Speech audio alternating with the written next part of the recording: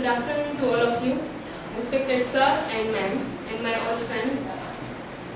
Here my presentation topic is critique on the poem The Flea. These 5 things are the main things in this poem and notable in this poem. The first one is love, the theme of the poem, use of conceit, sexual desire of a lover, and use of rhetoric. First one, love, the theme of the poem. Here, The Flea is a love song. Here we find typical lover's definition in the lover, which defined in this poem. In the line, jealousy of a lover is notable, a sin or shame or loss of maiden head, yet this enjoys before it woo. Here, the poor lover jealous from that flea, because that flea enjoys the proximity of that lover, while that lover has been deprived from that opportunity. Here, as a typical lover, the lover complaining about her parents, that though parents grudge and you were mad. He talks that due to her parents' grudge, she is not to make love with him. Use of conceit. John Donne is a master of a conceit. Here in this poem, John Donne has used metaphysical conceit. Mark but this flea and mark in this.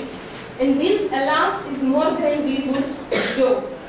The word alas is partially indicates that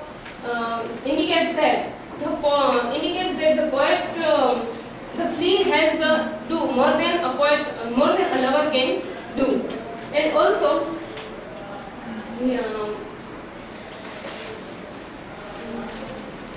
the flea specifically enjoys the pleasure of both male and female.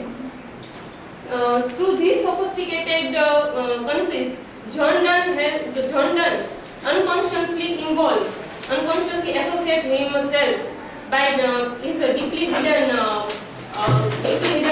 sense of identify and gender. Sexual desire of a lover.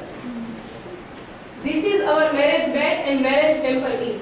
By this line, the lover is the hidden sexual desire of a lover can be seen, and also the words woo, pampered, and swell. These 3 words also appear as sexual stimulation of a lover. The flea has become a representation of his own pain that he has suffered because of her Daniel sex. The next one is use of rhetoric.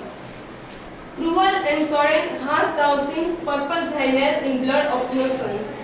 In what could this flea guilty be, except in that drop which it sucked from thee?